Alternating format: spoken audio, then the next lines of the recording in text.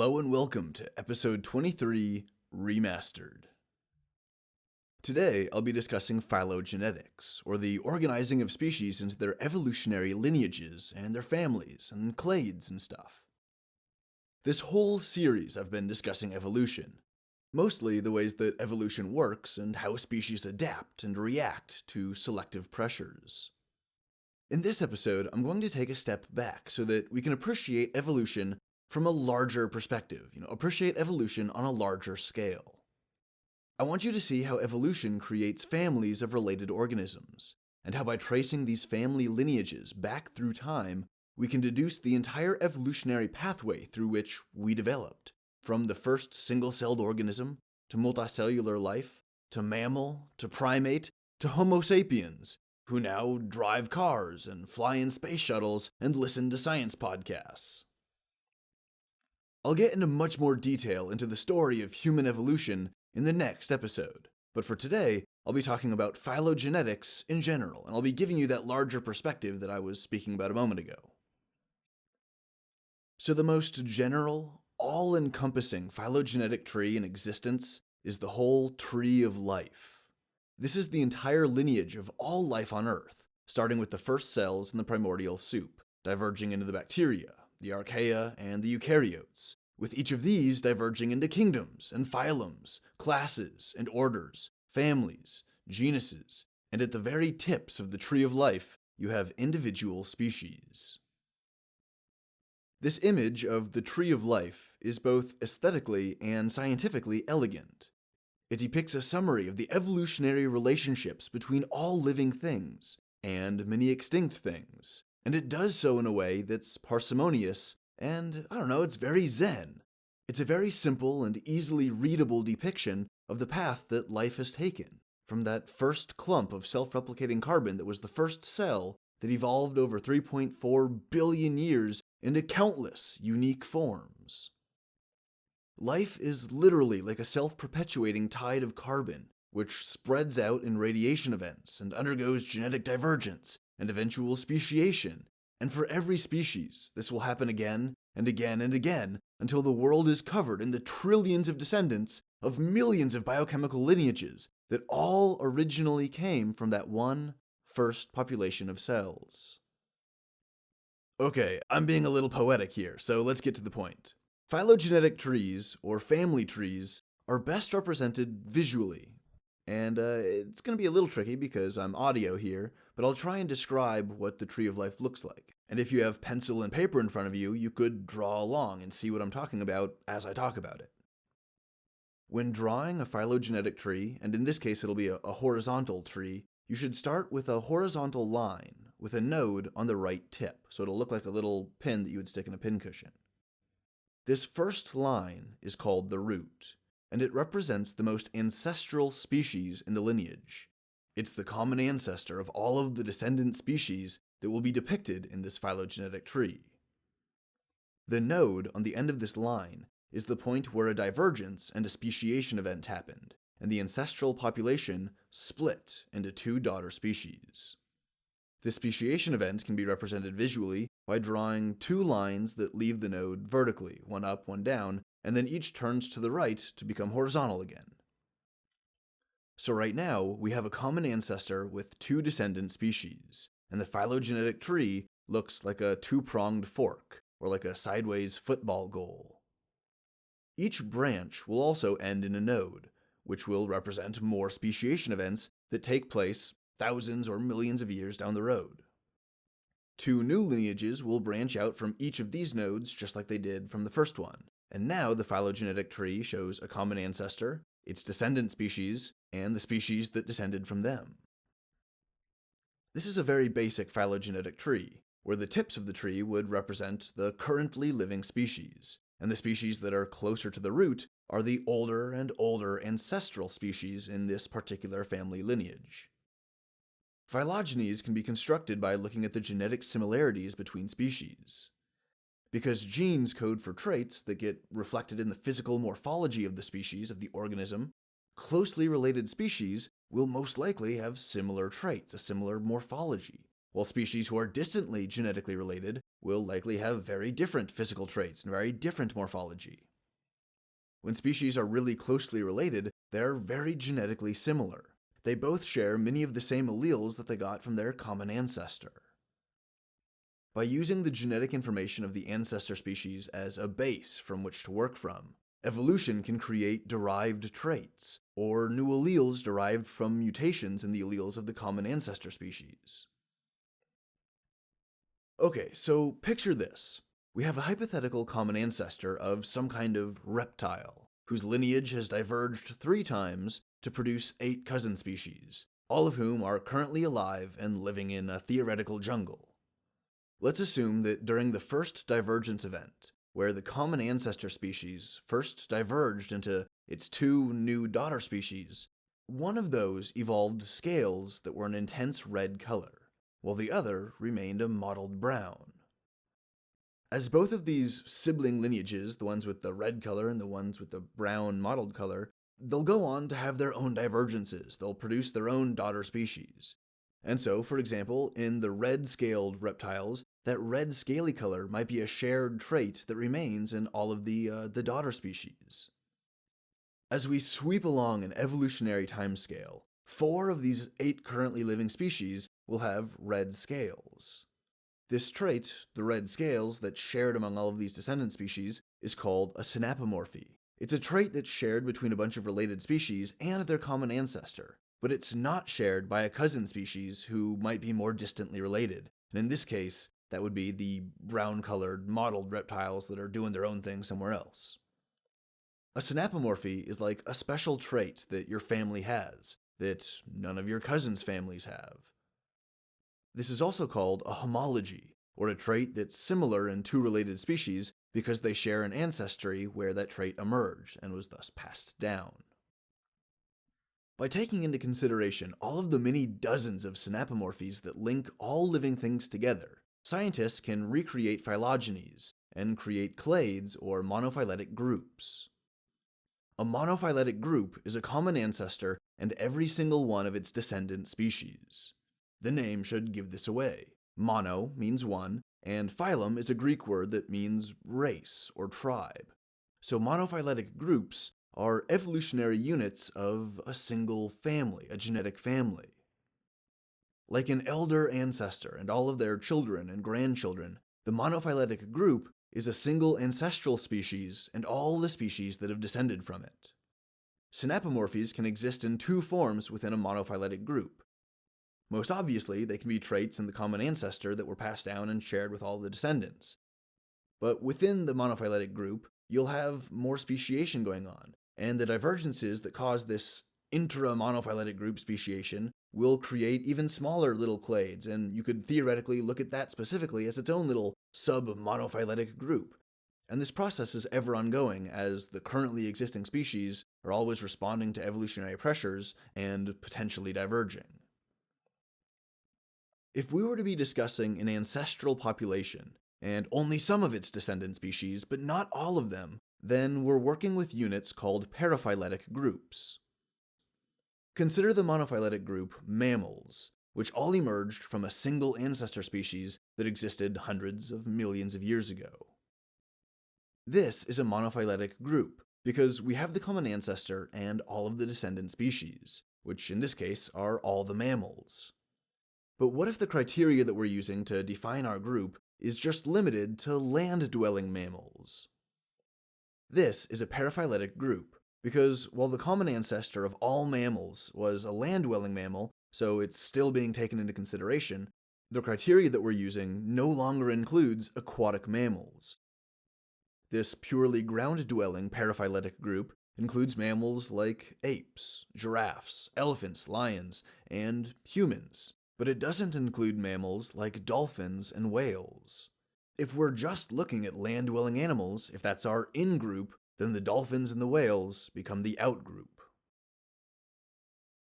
Dolphins and whales have a common ancestor with all mammals, and together they have a common ancestor with reptiles, and altogether they have a common ancestor with amphibians, and altogether they have a common ancestor with fish, and this goes back and back past sponges and jellyfish to single-celled life. You could theoretically look at any species as a common ancestor and then look at all the descendants that branched out from them. But for the sake of example, I'm going to talk about the common ancestor of the vertebrates that we know and love. This common ancestor was most likely some kind of lobe-finned fish, like a lungfish, that happened to live in an ecological niche that found it on the floor of a lake or the floor of an ocean, somewhere where it's muddy and their eyes are on the top of their head, and they can use their fins to somewhat propel themselves along the surface of the ground. Some population of these lobe-finned fish would have naturally been attracted to coastlines because of their denser vegetation. There's more opportunities for food, and so as populations moved closer to the coast, they would have been in this new environment that's still muddy, still somewhat like a coastal floor, except there's this interface at the surface of the water and this drier, windier world that exists beyond the oceans. This tetrapod ancestor still used its lobed fins like rudimentary feet, and as they adapted to life on dry land, their fins turned into feet. In the case of dolphins and whales, their evolutionary path would begin with a purely terrestrial mammal, but it would then take them back to the water, existing for some time as a semi-aquatic mammal species before they diverged with the hippopotamuses. The hippo populations remained on land, but their dolphin and whale cousins would continue to diverge and move back into the sea. Their feet once again became flippers, reminiscent of the fins of their tetrapod ancestors. The morphology of the flippers on a whale or a dolphin is really similar to the flippers on marine animals like sharks and tigerfish, with the difference that sharks and larger fish, and all fish really, have vertically oriented tail fins, whales and dolphins have horizontally oriented tail fins, and this gives a clue as to their terrestrial ancestry. Recall that a homology is a shared trait between cousin species that they share because of a shared ancestry. The whales and the dolphins have this trait in their fins, which help them swim through the water. But fish also have this fin morphology, as they live in the water too. But these similar traits are not homologies, because they didn't arise from ancestry. The whale's ancestry involves the loss of fins, the evolution of feet, and then the evolution of fins again, while the fish kept their fins the whole time. This isn't a homology, but it is a case of homoplasy, or convergent evolution. Homoplasy occurs when similar traits arise in unrelated or very distantly related species, not because of shared genetics, but because of shared environmental pressures that selected for the similar trait, like the fin and the flipper, which both do the same function in the same watery environment. Genes can also be used to reveal whether traits are examples of homology or homoplasy. Some of my textbooks provide a common example, using a set of genes called Hox genes. Hox genes are shared between species like insects and humans, but are these a product of homology or homoplasy? To find this out, scientists took a look at several important aspects of the Hox genes. First, they saw that the Hox genes in insects and in humans share a regulatory sequence that is exactly the same. It's very unlikely that this precision would come about through convergent evolution, which is rather sloppy when you look at it on the scale of genetics. Second, the Hox genes are arranged in similar orders, and positioned in the same places on the chromosome in both insects and humans. And so this is another layer of similarity that further discounts the idea of it being a homoplasy. Third, the Hox genes do the same function in both insects and humans, being expressed at the same time during development. Fourth, if insects and humans share the Hox genes to such a degree, then it follows that every other species in between insects and humans might also have these Hox genes. It stands to reason that in all of these intermediate species, the Hox genes might quite possibly be in the same place on the chromosomes too, and they might do the same job and get expressed at the same time. And guess what? When scientists looked at the data, they found that every species in between insects and humans did have these Hox genes. The crustaceans, the snails and squid, the starfish, and all of the vertebrates like cows and dogs and frogs and fish and birds and people, we all have the same Hox genes in the same sequence for the same functions. These Hox genes are a powerful product of homology, as they were present in a common ancestor that existed so far back we share it with insects. This common ancestor is believed to have existed more than 600 million years ago, and they're present today in us 600 million years later, and in every species that diverged between us and the arthropods. So far, everything that I've talked about has largely involved the study of genes and the construction of mono- or paraphyletic groups based on the complex genetic relationships between families of living things. But how do biologists construct phylogenies of extinct creatures, of fossils, things that don't have any DNA that remains in a way that we can extract and study? If we can't get DNA from a fossil, then how do we organize the species who left these fossils behind into coherent lineages? It turns out that fossils have their own qualities that can be used to help sort and organize them.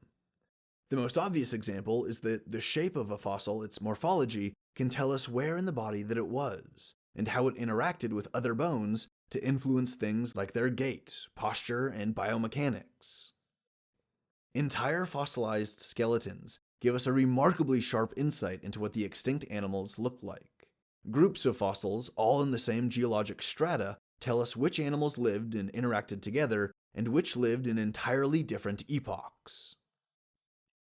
Fossils can also form in a number of ways. In almost all cases, it involves some kind of anoxic mass that has to cover the corpse, like mud or sediment, like sand or something, or volcanic ash.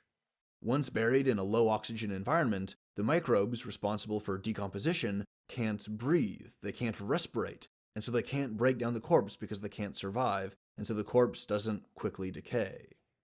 This can directly preserve the tissue, simply by stalling the decomposition process.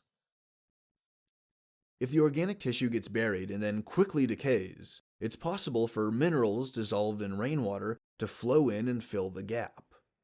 Much like molten metal is injected into a mold to produce a cast, the mineral-rich water fills the hole left behind by the decaying matter and can solidify into a unique kind of sedimentary stone, the same shape as the organic tissue. If the organic tissue gets buried but the decay process takes a really long time, because it's preserved somehow, it's possible for these dissolved minerals to very slowly fill in the spaces of the decaying tissue, cell by cell. As decay in the preserved anoxic tissue will progress very slowly, the minerals will slowly form a more complete cast of the organic tissue. When the organic material has more or less fully decayed, the end result is a permineralized fossil, like a Theseus's ship, where every organic cell was slowly replaced with a mineral copy. Many fossils, like petrified wood and the blackened skeletons of the dinosaurs that you would see at the Natural History Museum, are examples of these kinds of slow decay mineralized fossils. Because of the extreme specificity in the conditions required for a fossil to form, fossils are actually really rare. Consider that for any given species, there could be millions or billions, or if they're like an insect or something, trillions of individuals who are born and die over the course of a few million years. Of all of these individuals, only a small handful of them are going to die in places where their corpses could be fossilized. But for most of them, the conditions aren't going to be right, and they'll just rot away or be eaten by other animals. Only a small minority of them will ever become fossilized. And of those rare fossils that actually form, only a limited number of them have actually been found. Consider an extinct species like the Archaeopteryx. Only 10 fossilized skeletons have ever been found of the Archaeopteryx, but when you calculate their lifespan versus their probable population size versus the length of time that they existed as a species that we see in the geological record, you end up with a conservative estimate of around 2 billion individual Archaeopteryx that ever existed. Of these possible 2 billion, there are only 10, or 1 out of every 200 million, who happen to have been fossilized and discovered. This is something that's really important to understand when you're using the fossil record to reconstruct phylogenies. The fossil record is biased. It's not a complete picture of the past, by any stretch of the imagination. First of all, fossils are more likely to form in areas where sediment could quickly bury a body. Or, in a different context, you're more likely to see insects become fossilized in amber in the specific places where large amber deposits have formed.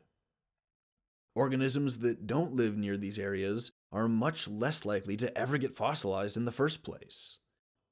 Also, the decay of a hard tissue, like a bone, takes a really long time, which is why bones are almost always the part of the organism that gets fossilized. Softer tissues, like skin or muscle or guts or some other kind of softer, fleshier tissue, all of this stuff gets eaten away by scavengers or it rots away within weeks of death. Fossils, if they're not broken apart by some kind of scavenger to get at the marrow, the fossils can take thousands of years to form. So it's obvious that soft tissue that decays in a month just isn't as likely to get fossilized. Third, the older a fossil is, the more likely it is to have been disturbed or destroyed by an earthquake or a volcano, or exposed to the elements and then eroded away in a flood, or broken apart by the slow growth of roots of a plant, or the burrowing claws of some kind of animal. For all of these reasons, fossils are very biased towards more recent species who've had time enough after their extinction to become fossilized, but not so long ago that even the fossils have worn away into dust. And perhaps most obviously, species with a huge population with many thousands or millions or billions of individuals are, simply by rolling the dice more often, going to have more fossil samples than a species that had a small population. All of these things need to be taken into consideration when you're using the fossil record to reconstruct these phylogenies, these phylogenetic relationships. Despite the difficulties, fossils can and have been used to recreate the evolutionary history of life on Earth, which will be the subject of the next series after I conclude this one on evolution. Alright, so I've been talking for a while about the genetic relationships that go into constructing phylogenies, and I talked a little bit about how fossils are used to recreate phylogenies in the absence of DNA to study. Scientists study how the bones change shape and position and orientation over time. You should understand, at the very least, that phylogenetics is the study of lineages and genetic relationships between species. Now, if you listen to the last episode, you should be familiar with how species diverge and speciate. I'm going to fuse these two concepts together and discuss how a common ancestor can diverge and speciate to produce a nice monophyletic family. When a common ancestor begins to rapidly diverge and create a wide group of descendant species, this is called an adaptive radiation. The population literally radiates outward, finding new habitats and new niches, and adapts to fit into whatever new home they settle in. As these cousin species split up and adapt to their own specific habitat, or their own specific niche within a habitat, they diverge from one another, and they eventually speciate. We can see these adaptive radiations in real time, in real life all around us, and we can also see them extensively in the fossil record. When one strata contains the fossils of a single species, and the next strata contains many fossilized skeletons all similar to the first, but with various differences, it can be reasoned that the ancestor species underwent adaptive radiation, and from an evolutionary perspective, it rapidly created a large and varied group of descendant species. Analyzing the subsequent strata can show us how these varied daughter species evolved and speciated themselves, and when they went extinct, or what lineages persevered for however long. In a previous episode in this series, I was trying to make an example of disruptive selection in action, and I used a population of lizards who live in the trees to illustrate disruptive selection. In that example, these lizards were a single species at first, but different selection pressures were at work for the lizards who, behaviorally, tended to hang out in different parts of the tree.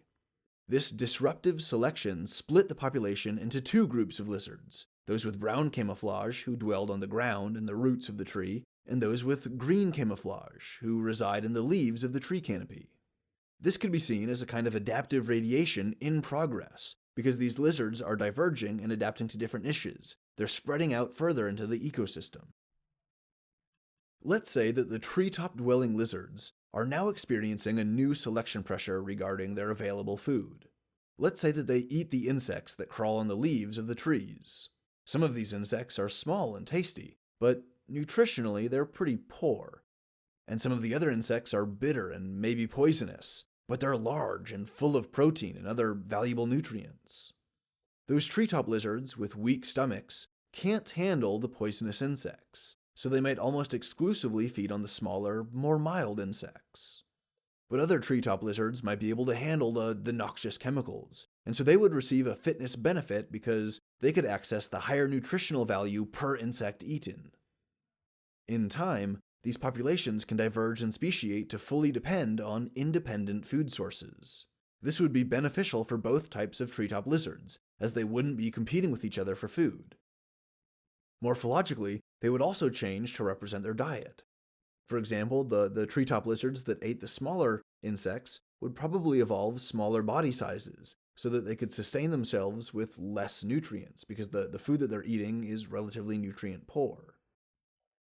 The other reptile species would probably grow a little bit larger so that they could better attack and consume these larger insects. And perhaps they would grow larger just as the result of natural selection, affording benefits to those that could eat the most and plump themselves up the most and look and be the healthiest. Now let's go to the ground, with the mottled brown lizards who live in the dirt and the tree roots. They too are experiencing a new theoretical selection pressure in their new habitat. Some individuals prefer to stay on the tree itself, where they're familiar with the texture of the bark and the various bugs that come by and hang out on the tree's surface. But other individuals want to explore and spread out, and they leave the roots of the tree to fan out across the forest floor. If some individuals get far enough away, they might be able to establish a new population, and through the founder effect and allopatric isolation, they might be able to speciate. If the adventurous lizards don't move too far away from the tree, but instead they just tend to mate with only those other lizards who are also adventurous enough to get off of the tree roots and explore a bit, or if they find some new food source away from the tree that the root-dwelling lizards don't know about, then the ground lizards can undergo sympatric speciation. They live in the same area, their territories overlap, but by the nature of adapting to their niches, by nature of their behavior, they would generally stop interacting with each other, and this would lead to a cessation in interbreeding. Okay, so where am I going with this example? Well, it turns out that both the treetop lizards and the ground lizards have diverged again. Our initial population of ancestor lizards has gone through 2 rounds of speciation to rapidly produce 4 daughter species. If this wasn't an adaptive radiation before, it's sure looking like one now. So let's continue the trend. Let's say that the poison bug-eating treetop lizards speciate again, as some populations have adapted to chemical resistance and can now eat even more poisonous insects, like insects that are overtly poisonous. Those mild insect-eating treetop lizards can also speciate again on their own, as some adapted sticky pads on their toes to cling to the undersides of stems and branches so that they can better eat the bugs that live there, while the other subpopulation chooses to only stay on the branches or the rugged bark of the upper tree trunk to find its food. The lizards on the ground could speciate again, as let's say that they find some other food source, or they spread out to some other area, or because one group evolved some novel trait or adaptation thanks to a couple mutations. This is definitely an adaptive radiation now, because the original ancestor species has produced descendants who radiated outwards and filled a bunch of available niches in a very short period of time. And that's the key to this. They expanded to fill niches in the ecosystem, which implies that a niche was left open for them to fill. This is called an ecological opportunity. When new resources or new regions become available, this presents a new niche. It presents new opportunities.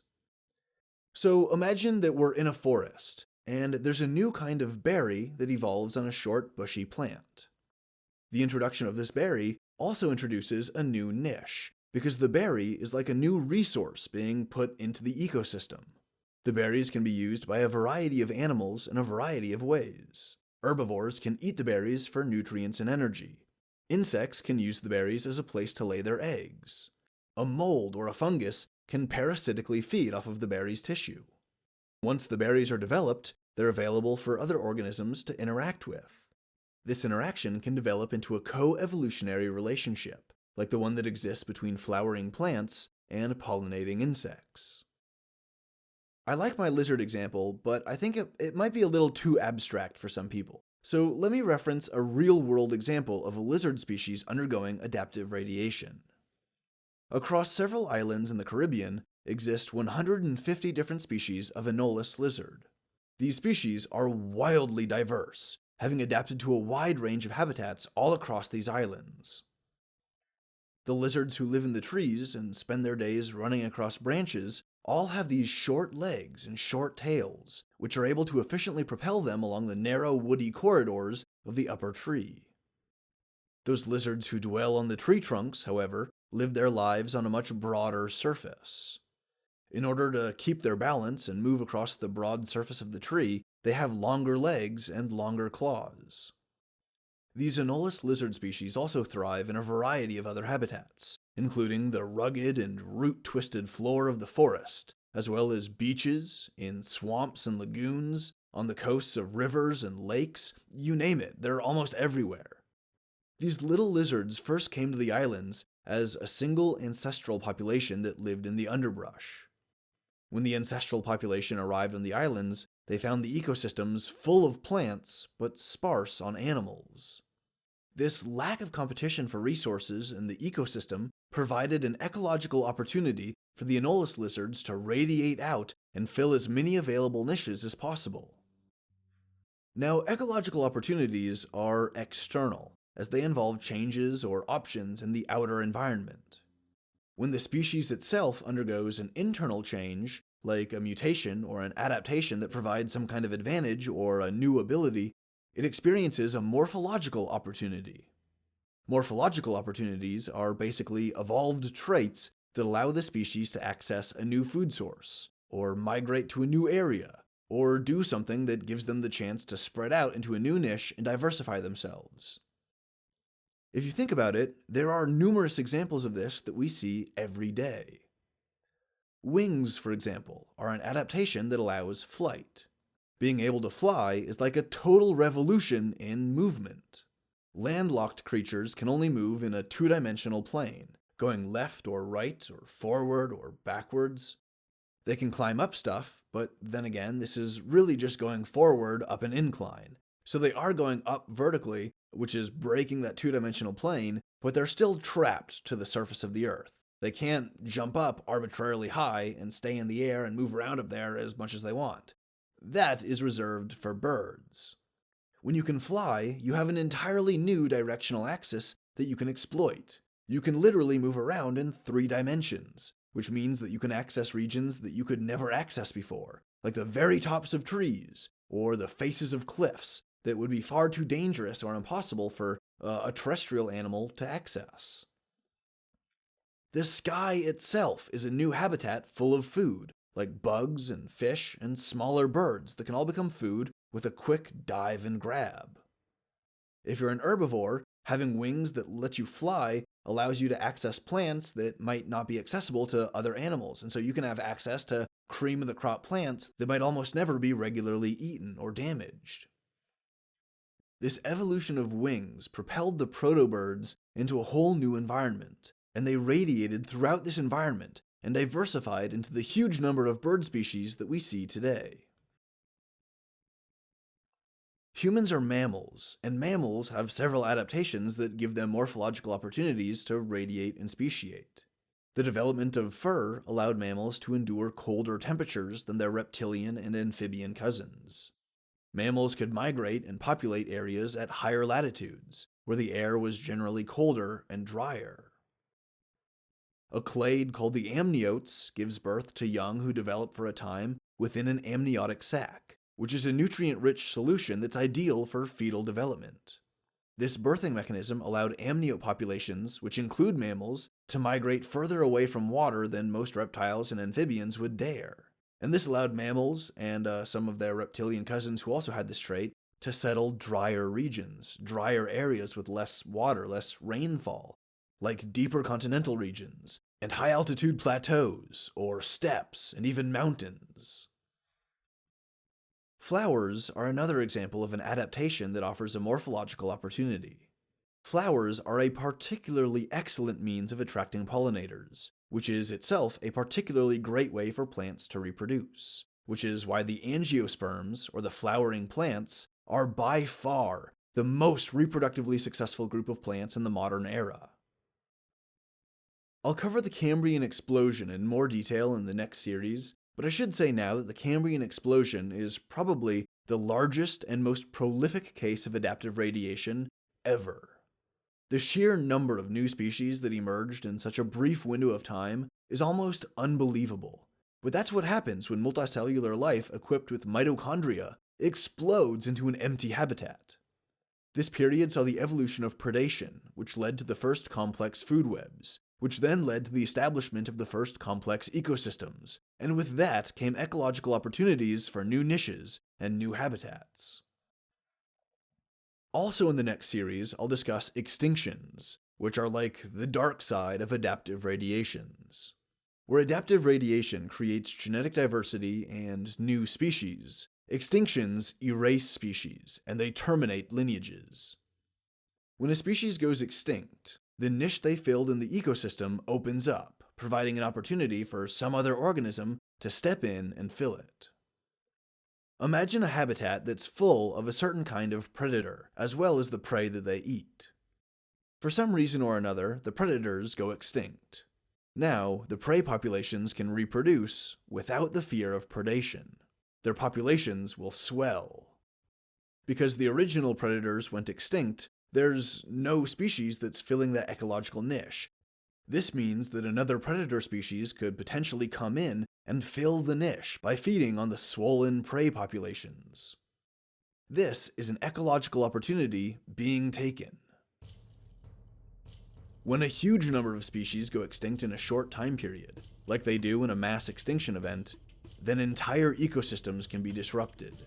Food webs can collapse, and there can be chain reactions of starvation as prey populations die, followed by their predators. In cases like these, the surviving species can take tens of millions of years to fully recover the complex ecosystems and food webs that existed before the mass extinction event. During this prolonged period of recovery, the few surviving species have ample opportunities to radiate and diversify, to fill all of the empty niches that have been left available. Through all of these mechanisms, ancestor populations can diverge and speciate, and as this process repeats and repeats over and over again through evolutionary time, it creates the genetic families that we can study and examine through phylogenetics.